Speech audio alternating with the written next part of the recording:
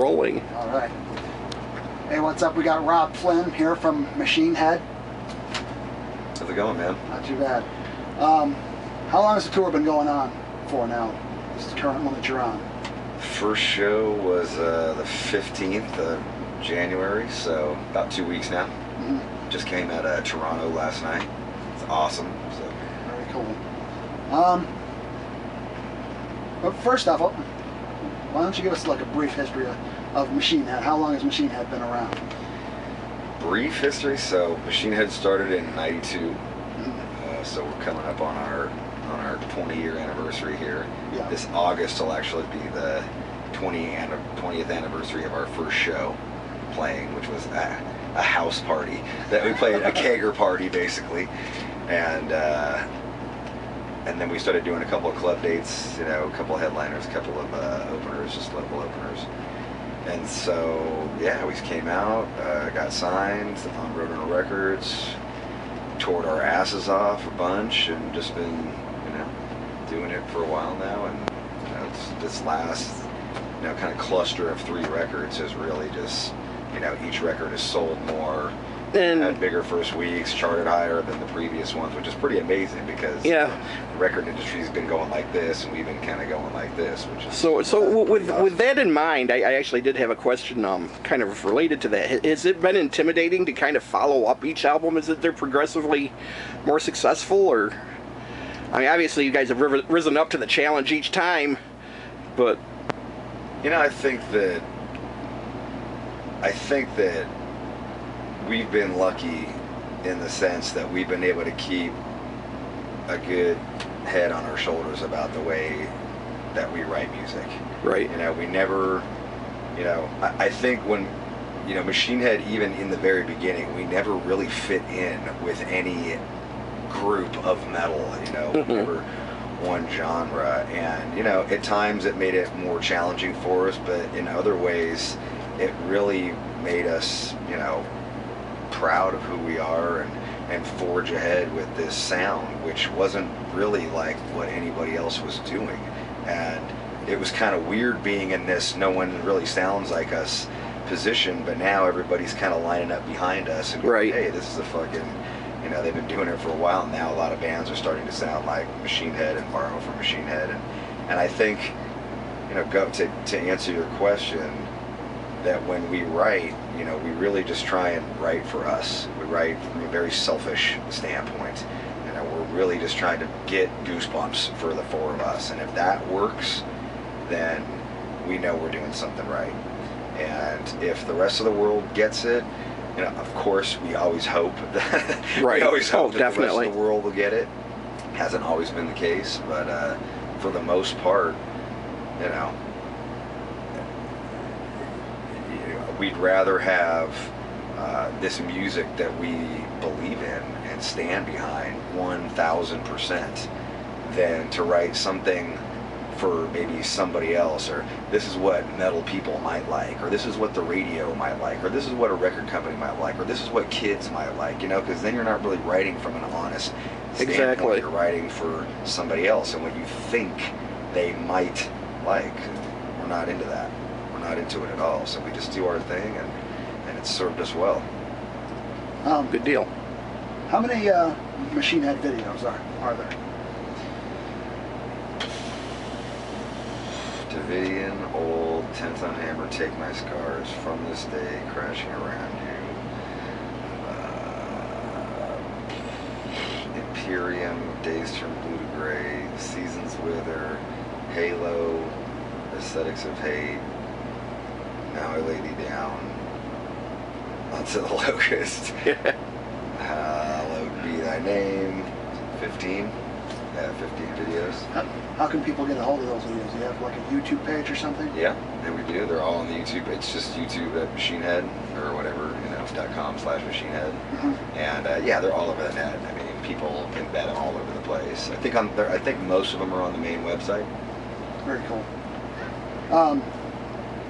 With Burn My Eyes coming up on a 20-year anniversary here in 2 more years. Yeah, 94. Is there any plans to do a 20th anniversary edition of that record? I've heard talk about it from Roadrunner. You know, I'm not really sure what, you know, what the deal is going to be. You know, from our point of view, we're not really a band who looks back a lot. And, you know, it was a great moment in time, and we're grateful for that moment, but we don't really care about it. I mean, we're not planning on doing any 20th anniversary shows or nothing. I mean, there's no plans. I mean, not to say that couldn't change, but at the moment, we're just, you know, we're stoked with this moment right now. I mean, we're having, you know, a lot of, you know, people are into the band right now, and I'm really into the new music, and that's awesome. I mean, we never want to be a band that just lives off our first 2 records and puts out records that people don't really care about so that they can hear the old shit. Like, that's never something that appeals to us. We challenge ourselves constantly and try and better ourselves as musicians and better ourselves as songwriters so that we can, you know, continue to be relevant now, because that is important to us. But I'm sure Roadrunner will want to do something. You know, they tend to do that kind of stuff. Yeah, they do that with a lot of things. See, member changes. I know you guys haven't had member changes in a while, but you know, when you first started out, you had Logan and Chris Contos, then went on to Aru, was in the band for a little while. Yep. Do you feel that this lineup is the solid lineup of Machine Head? Yeah, I mean, I don't even think about lineups, you know what I mean? Like, this has been 10 years now, so going on a decade. You know, when I look at a lot of it, you know, I remember I watched that Iron Maiden DVD, the early years. Yeah. And, you know, like, people are always like, yeah, you guys had a lot of lineup changes. Like, I'm like, Iron Maiden had a lot of lineup changes. Yeah. They had like 20 different guys before the first record. So that is true. I was like, you know, we're doing pretty good. Dimmy Borgir, Cradle of Filth, Megadeth. You know, you look at that, like, to me, those are a lot. Yes. I mean, 3 dudes in 20 years. You know, that's not bad. I mean, we've outlasted most marriages, I know, at this point. So you know, and Dave's been in the band for 16 years now. There you go. You know, it seems seven of the 8 records Dave's been on, it's been the same 3 people for 7 of the 8 records. So it doesn't really feel different. You know what I mean? Like, it doesn't really feel. With that being, because that's such a long time. You know? With that being said, how did it feel to be playing alongside Phil Demmel again? Because I know that you guys had played together on a previous band. Joe actually wanted to know how Phil came to be back in the picture, so that'd be kind of cool. Well, it's great to answer your question, and to answer your question, we had some festivals, but when Aru quit, Aru had left the band, and we had decided that we were going to continue on as a 3-piece, just not the same 3 people that had been in the band for the first 7 years, or the last 7 years, and so, but we did need a guitar player to do these festivals. We were headlining the With Full Force Festival in Germany, you know, 30,000 people. We had a bunch of days where we were playing with, you know, Bruce Dickinson's solo band and Rob Halford's solo band were opening for us, and like big festivals, and we needed a guitar player. Phil was actually getting ready to retire from the music business, because he had been, since, you know, he was in Violence, and then he had done a few other things, and he was, you know, just kind of ready to, call it a day. And he was married at the time, and so he called us up and he said, hey, you know, I know that you guys need a guitar player. I'm getting ready to retire, you know, and I was thinking this could be like a cool last hurrah for me, you know, and it would be fun for me, it'd be cool for you, and it was kind of a win-win situation. So we went for it. We were like, yeah, that'll be awesome. And get to jam with him again, because, you know, him and I used to jam, and it was always fun jamming with him. So we went out and did it, and it was a 2-week run, and it was awesome. I mean, we were like just looking over there. I was like, it just felt so right, you know. And then it ended, and it was like, all right, well, you know, see you around the way or whatever, because you're going to go retire and be with your wife. And we went about writing, and so about 9 months passed in that time, and during that 9 months, I'd run into him at shows or Raider games or whatever, and he'd be all hammered and be like, when are we going to jam again? I'm like, when are we going to jam? Like, when are you going to unretire? You know, like, you're the one who's retired. We're still going. and then eventually, you know, some things happened. You know, he ended up, you know, him and his wife split up, and it just kind of worked out where, you know, he was available and we were getting ready to go into the studio, and we were like, hey, why don't you come be a part of this? And it was, you know, that was 10 years ago, so. Very cool. Awesome. What's the reaction been like for Onto the Locust so far? You know, the record's been out since the end of September. Yeah. Has there been a pretty positive response to it? Yeah, it's been huge, man. I mean, it's been really amazing for us. You know, this isn't the normal trajectory of a band on their 7th album, you know, to sell more each first week and chart higher. And it's really just, you know, I think people are getting tired of kind of like this formulaic metal that's going around, and they're really into something Guilty. unique, you know, and we're offering that. And, you know, I think that there's a lot of, you know, I think that there's a lot of respect out there. The fact that we've been doing it for so long and been, you know, we've done it the hard way. You know, we knew we were never going to get played on the radio. We knew we were never going to get played on MTV. So we just went out and toured our ass off, album after album. You know, minimum year and a half of touring on any album we did. And on the last one, you know, probably the most touring of any band I've ever even heard of. We did 3 years and a month. You know, 3 years and 1 month, which is a long time, but. You know, it's paid off, and I think that that's, you know, really endeared us this incredibly passionate fan base that just lives and breathes for this band. And I think making that live connection and having those kind of live moments, not something you hear on the radio or not something that you heard on a video game, but like a real, you know, face-to-face interaction. I think that's, you know, it's a tougher road to travel, but well, you know, it's that, you know, word of mouth thing that actually brought me out to Buffalo in a blizzard, which is strange because until we got off the thruway, there wasn't an ounce of snow. We get here and it's like, yeah. But yeah, I mean, like I said, I admit, my head has been up the mainstream's ass for years. I'm kind of a late bloomer when it comes to your material. I have listened, you know, I've caught up on some stuff, and I'm like, I'm very much looking forward, just based on the word of mouth. Everybody tells me it's like one of the best live shows you're gonna see, so it's like I'm up for it. I'm ready. Do it. Oh yeah. So actually, you'd mentioned festivals a little earlier. We talked about how are you feeling about Download?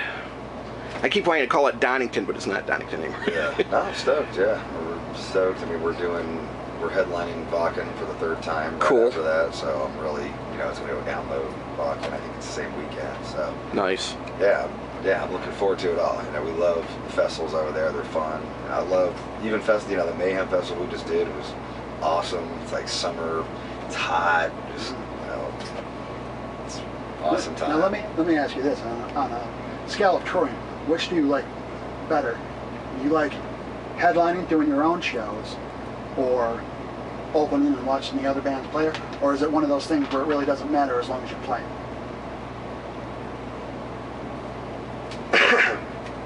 For me personally, and this might be just my reaction from opening for, you know, bands for the last 3 years, but I'm loving headlining right now. Like, I love headlining. We've got, you know, all of our lights, we've got our full production, we've got projectors, we've got our own trip. We're playing for an hour and 52 minutes. I mean, nice. It's like, you know, I don't got somebody going, hey, you're 3 minutes over, you know, like, it's just our thing, you know, and I love that freedom. I love that, and I love just having our fan base there, not trying to, you know, I mean, it's great to play to other people too. It's great to open for bands, and, you know, I loved everything. You know, we had so many opportunities on the last record with Metallica and Megadeth and Slipknot and all these incredible, you know, opportunities. On the last one, God, yeah. I mean, just to be able to do these, you know, slots is great, and it gets you in front of new people. But, you know, I'm happy to be playing to my people right now. Well, personally, I'm really into it. I'm happy to see you headline again, because it's been, I want to say, since the Penny Arcade days.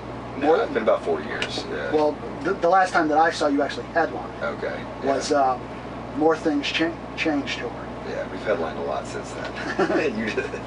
Yeah, I haven't seen you say a lot since then.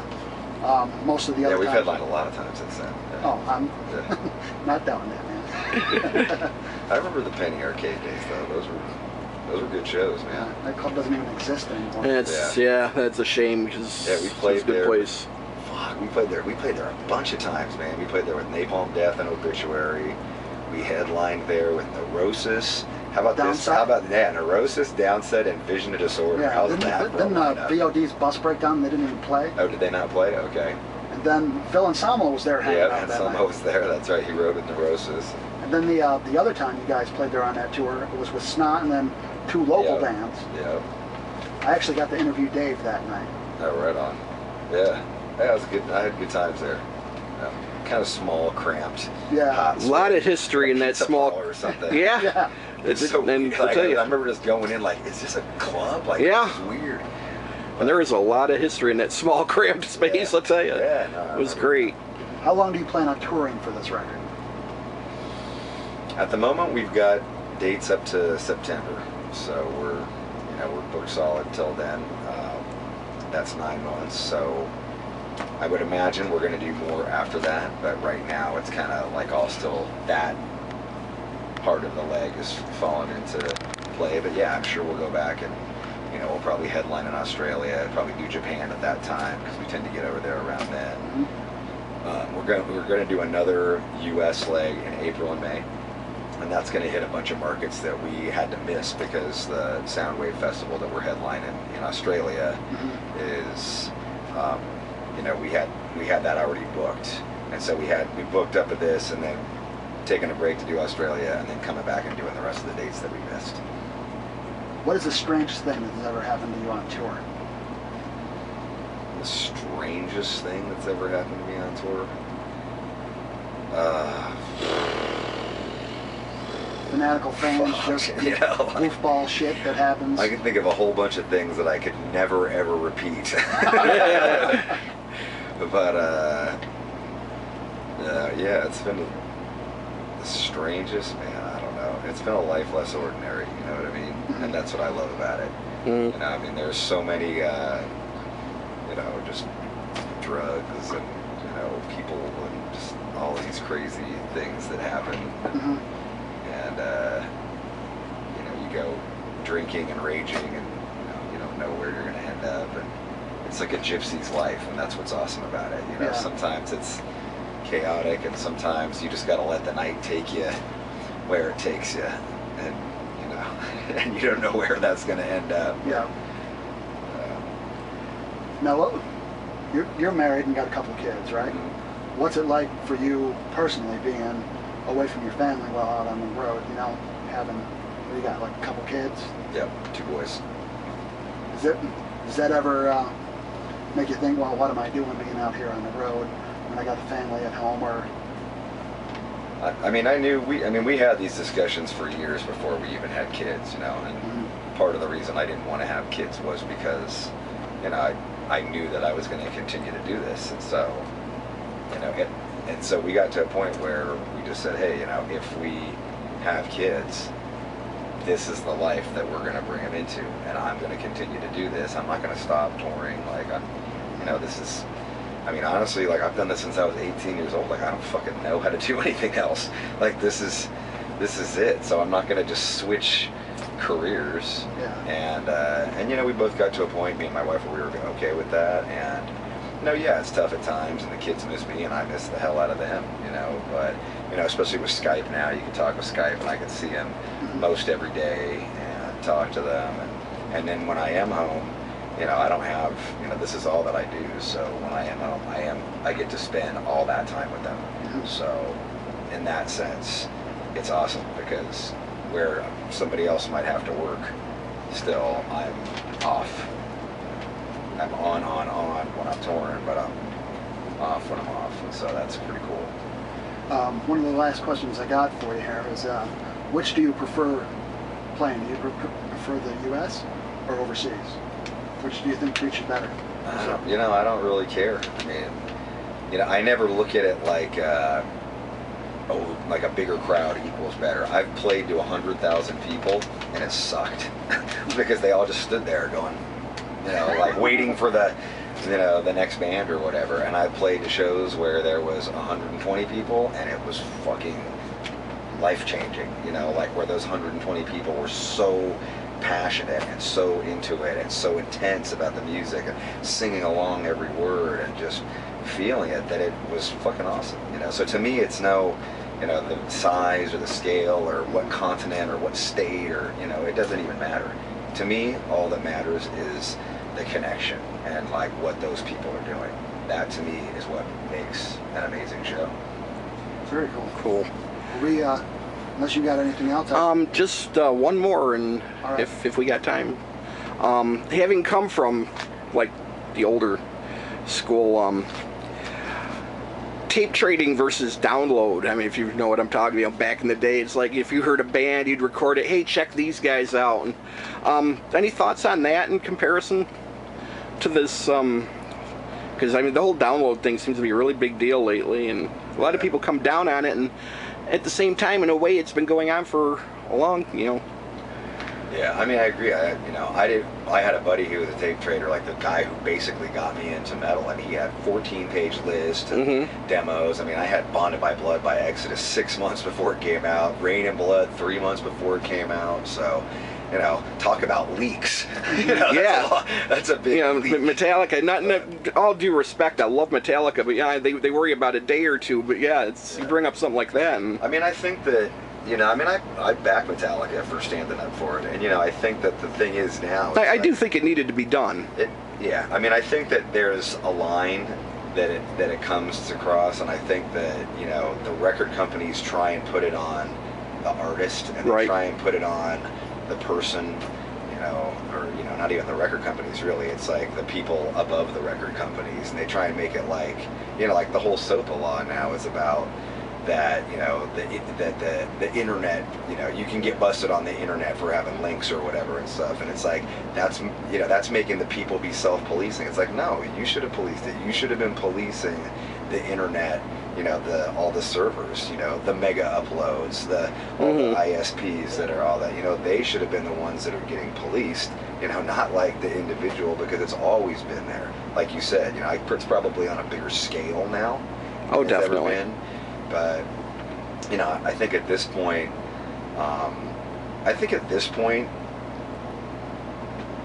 I honestly believe that people still like to buy music. Definitely. I think that people like to have things, you know, and that and I think that when artists make the, you know, fucking most bands now don't give a shit about their packaging. They don't give a shit about, you know, the way they do stuff and they present, and they don't give anything that's cool for a kid to want to buy and spend their money on. I know in our case, like, our special edition is hands down the better seller than the regular edition, because it's got the extra cool shit, it's got the extra cool packaging, it's got the extra CD. So, you know, to me, that just says that as long as you put out something cool, people are willing to buy it because they want to have the cool thing.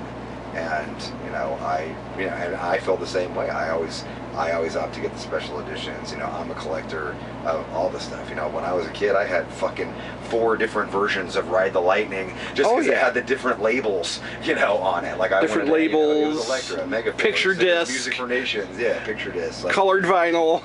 Yeah, I think that there's always going to be that mentality, and then there's always going to be that mentality that isn't the die-hard, you know. And so, you know, those people will come and they'll go, and I think that as long as you focus on the people that care about music, you know, like things that, you know, I'm not going to sit here and stand up and try and fight fucking internet piracy. I mean, yeah, we don't want it to happen, you know, yeah, and yes, we think that we deserve to be paid for the music that we put out and, you know, things that we do, but, you know, again, if it turns somebody on to the band by downloading the record, and then that made them come to the show, and then that made them buy a t-shirt, which then in turn made them go buy the record or the special edition, you know, like, I don't really care, you know, like, whatever the gateway that it happens, you know, if it was downloading, then so be it, you know. I mean, I got into Black Sabbath years and years after Black Sabbath was, you know, already, like, Ozzy was already on his solo career, and yeah, probably about the same time I got into it. Yeah, you know, I didn't go out and buy a Black Sabbath record. Like, somebody burned the Black Sabbath record for me, and it fucking changed my life. I mean, it flipped my fucking lid. And, you know, I may or may not have bought every record that they did, but believe me, I fucking lived and died for that band. And so, you know, I think that, you know, commerce and art and how it all comes together, you know, there's a million different people there trying to get a piece of the pie, and, you know, there's a million people fighting for us to get our share of the pie. And, you know, my 2 cents is that, you know, if money's being made, we deserve to be a part of it. That's there all you I'm go. saying. I actually do have one final question. Speaking of the special edition of your latest CD, what made you choose the two, you know, you recorded Judas Priest and Rush? What made you decide to pick those songs? Because they're awesome songs. Yeah, I was gonna say, the Sentinel's just incredible on it. I mean, it's like like one of my favorite I thought that was cool That as was actually the hell. album that Yeah, got I mean, me to them. we've actually been talking about doing Witch Hunt now for about 7 years. We were going to do it on Through the Ashes, then we ran out of time. We were going to do it on The Blackening, ran out of time, and this time we were like, we got to do it. Like, we got to do it this time. And so, you know, for Dave, you know, Dave's probably the biggest Rush nerd I know on the planet. You know, he fucking huge Neil Peart fan, and you know, he can play all the songs fucking pretty goddamn note for note. Yeah, And that's a task. and so for him it was very much like, you know, it was very special to do it. I mean, he probably spent more on that damn Witch Hunt cover than he did on the rest of the record. He's like, Neil's gonna hear this. It's gotta be perfect. Awesome. So you know, yeah, I mean, to do it. And then Priest, you know, we had done so many timeless metal bands. You know, we had already done Metallica, we had done Maiden. For us, we were like, we have to do Priest. I mean, they were one of the seminal bands that got into metal. I mean, and anytime I'd heard that song, Priest do that song live, it's just a high point. That was like Defenders of the Faith right you there. know, we also Great chose album. it because it was like from their latter era. Yep. You know, it wasn't, you know, from the early era. It was from something later that was still awesome and fucking heavy. And I remember that tour. I saw them on that Defenders of the Faith tour and hearing that live, and I'm like, yeah, this is as good as it gets right here. Awesome. All right, well, thank you for your time, man. You got it, man.